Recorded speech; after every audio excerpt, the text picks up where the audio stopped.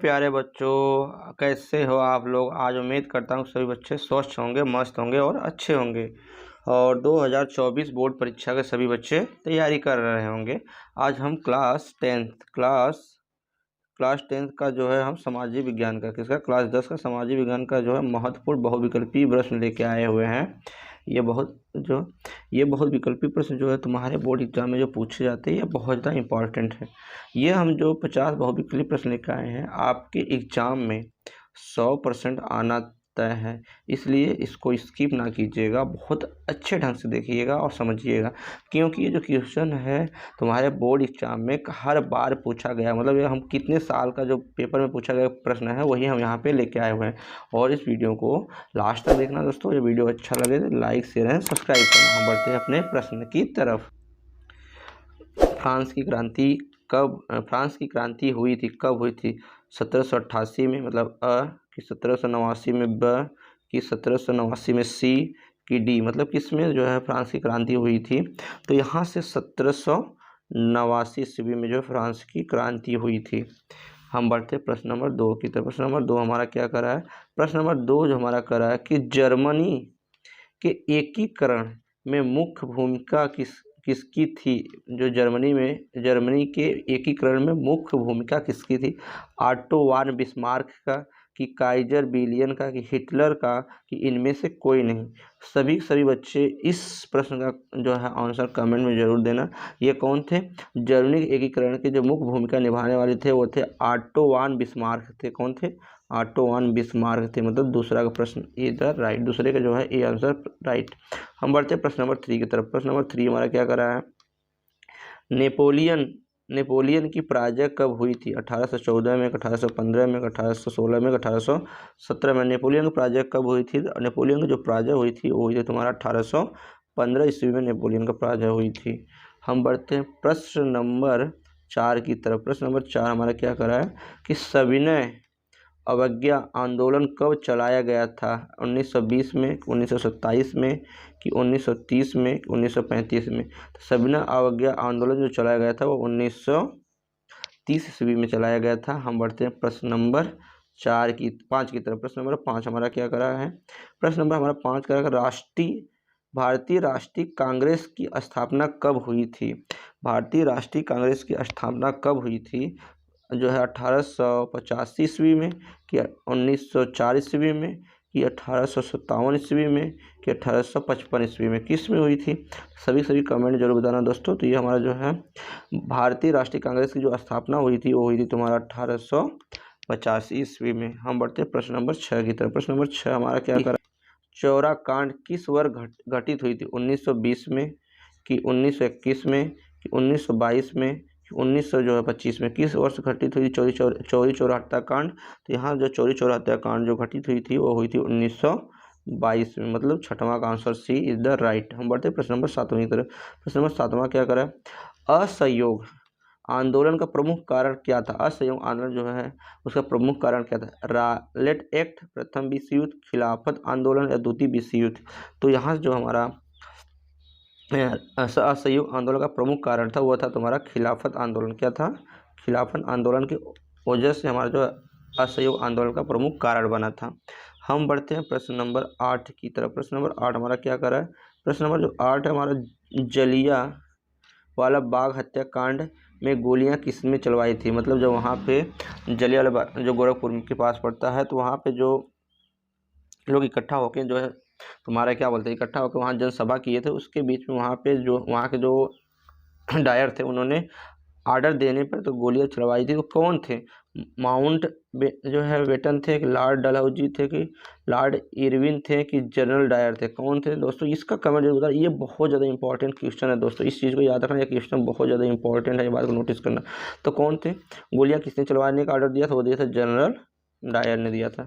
हम बढ़ते हैं प्रश्न नंबर 9 की तरफ। प्रश्न नंबर हमारा 9 क्या करा है? प्रश्न नंबर जो 9 करा है कि प्रथम महामंदी का प्रारंभ किस वर्ष हुआ था? 1919 में, कि 1924 में, 1929 में, कि 1934 में? प्रथम जो है महामंदी का प्रारंभ किस वर्ष हुआ था? सभी बच्चे जो इसका भी आंसर कमेंट में बताना। तो जो हुआ था 1929 में हुआ था। हम बढ़ते हैं प्रश्न नंबर 10 की तरफ। प्रश्न नंबर 10 हमारा क्या रहा है, क्या कर रहा है, प्रश्न नंबर 10 हमारा कर रहा है कि संयुक्त राष्ट्र संघ का मुख्यालय कहाँ स्थित है। वाशिंगटन, जिनेवा, न्यूयॉर्क, ऑस्ट्रिया, कहाँ पे स्थित है, सभी बच्चे जरूर बताना। ये जो हमारा है संयुक्त राष्ट्र संघ का मुख्यालय जो स्थित है वह न्यूयॉर्क में स्थित है। कहाँ पे है, न्यूयॉर्क में स्थित है। हम बढ़ते प्रश्न नंबर 11 की तरफ। प्रश्न नंबर याद करें, प्रथम विश्व युद्ध का प्रारंभ कब हुआ था। प्रथम विश्व युद्ध का प्रारंभ कब हुआ था, 1914 में ईस्वी में, कि 1939 में, 1919 में, 1944 में। प्रथम विश्व युद्ध का जो प्रारंभ हुआ था वह तुम्हारा कब हुआ था, 1914 में हुआ था। 1914 ईस्वी में हुआ था प्रथम विश्व युद्ध का प्रारंभ। हम बढ़ते हैं 12वां प्रश्न की तरफ। अंतर्राष्ट्रीय मुद्रा कोष IMF की स्थापना कब हुई, 1914, 1942, 1945, 1944 में कब हुई थी।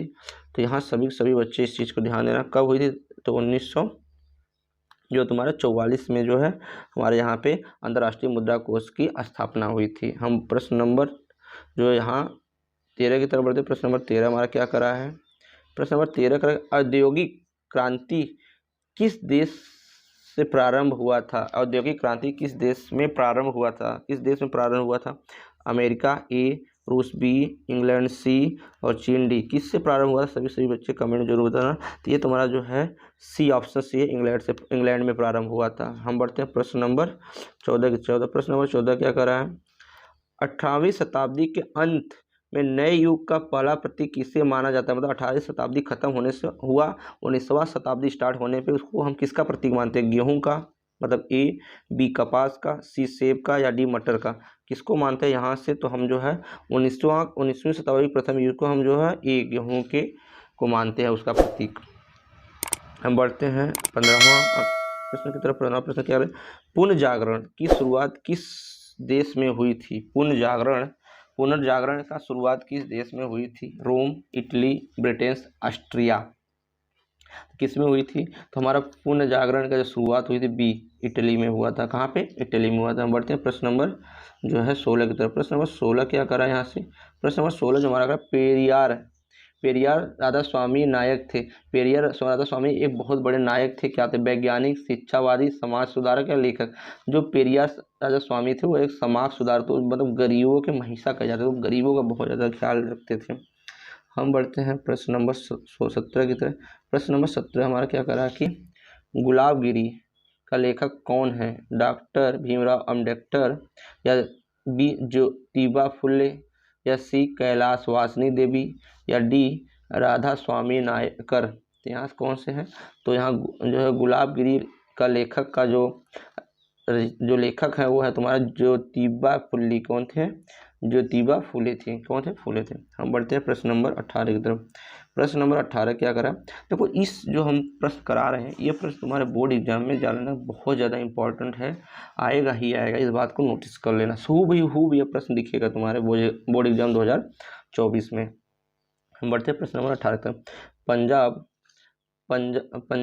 पंजाब में भूमि निम्नीकरण का मुख्य कारण क्या है, गहन खेती, B वनोन्मूलन, C अधिक सिंचाई, 4 अति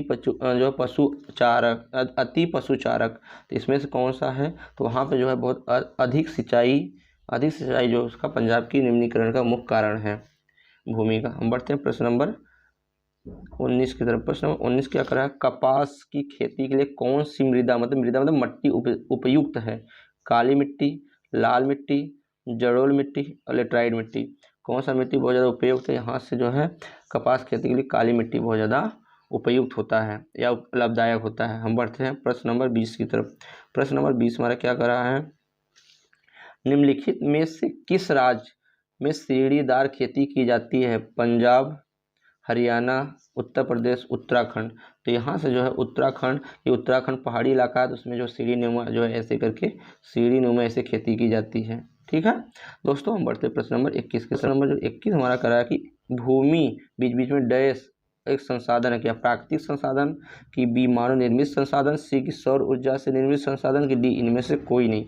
तो यहाँ से जो हमारा ऑप्शन है इसका वह प्राकृतिक संसाधन, भूमि एक प्राकृतिक संसाधन। क्या है, भूमि एक प्राकृतिक संसाधन है। बढ़ते प्रश्न नंबर 22 की तरफ कि चिपको आंदोलन किससे संबंधित है, मृदा मतलब ए मृदा, बी वन संरक्षण से, कि सी जल संरक्षण से, कि डी वायु संरक्षण से।